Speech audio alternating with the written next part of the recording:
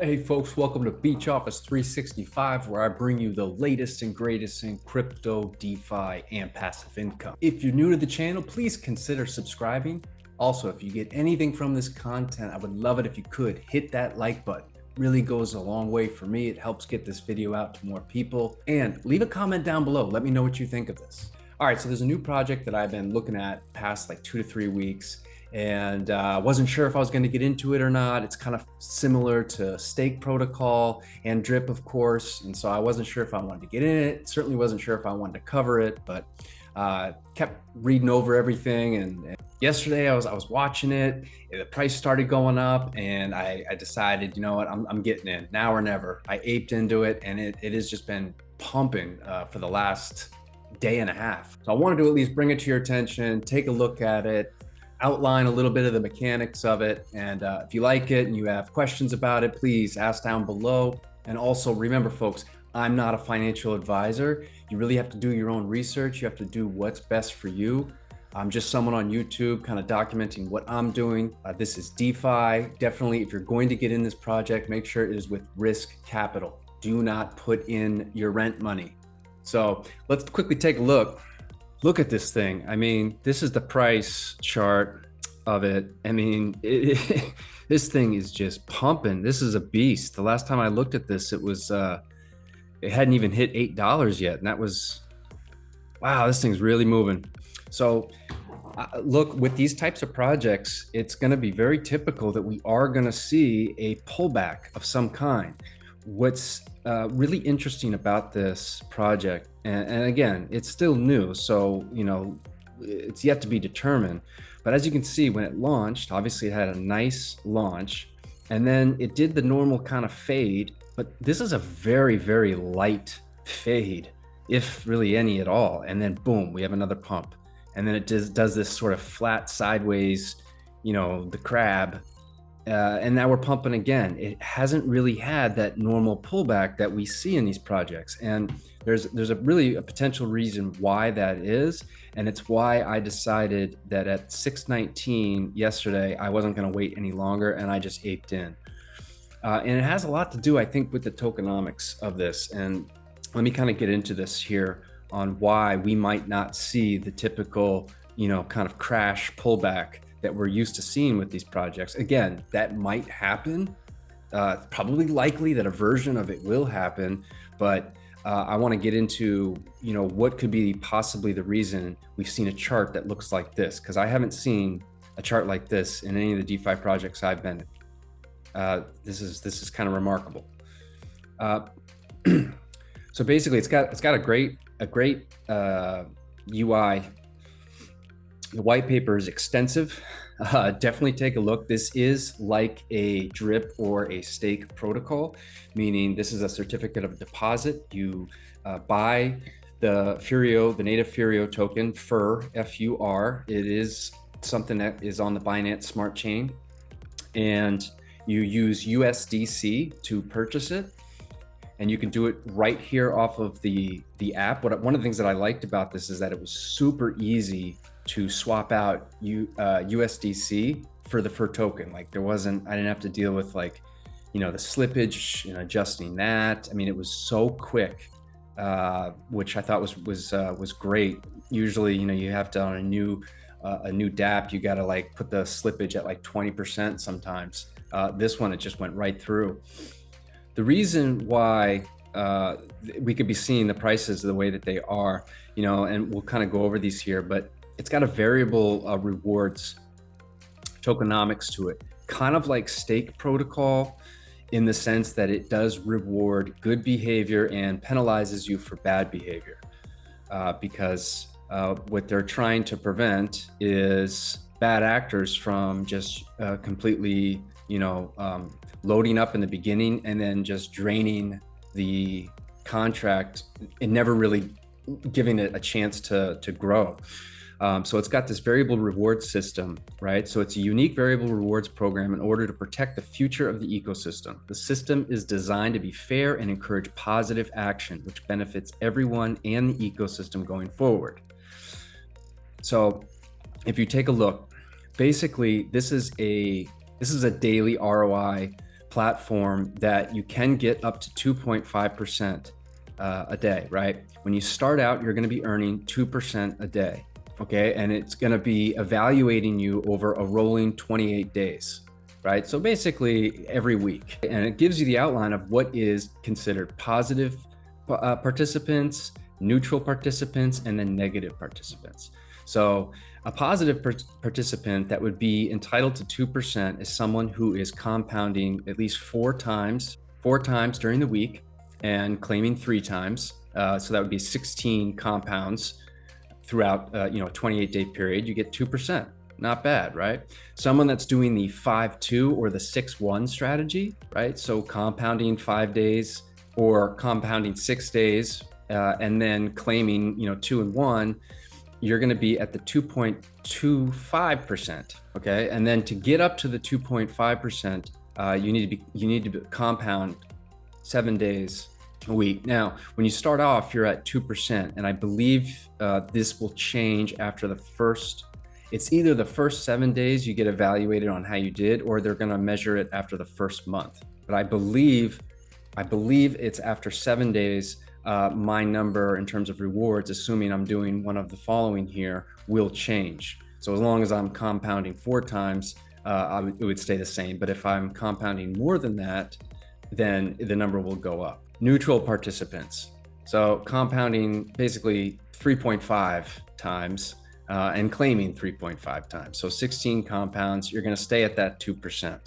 Okay, that's the neutral participants. Now, when you get to negative, this is where you can start losing your daily ROI, right? You can lose the 2% that you start out with, you would start losing it. So if you're only compounding 3 times a week and you're claiming 4, it's going to get dropped to 1%. Same if you're doing the 2-5, right? 1%. Okay. Now it can get into 0.5. Okay. When you start only compounding once a week and you're claiming 6 times, it'll go to 0.5. And I believe that when you're at, when you get into negative, into the 0.5, you can't come back up.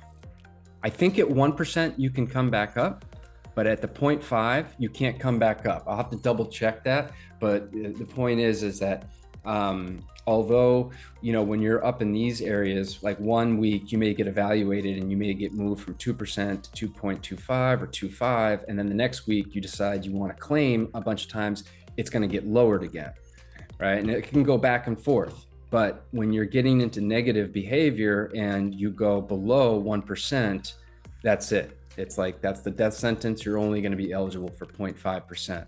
This is huge. And remember, one of the reasons I had such success with the stake protocol, which, is up to 3% a day, is, it's amazing how fast your bag can grow.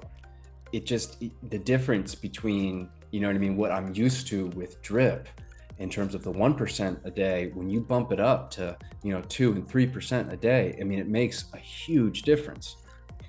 So it can grow really fast if you are demonstrating the positive behaviors that will give you this high 2.5% daily ROI. So see here, the positive participants over a rolling 28 days will be guaranteed a minimum of 2%, right?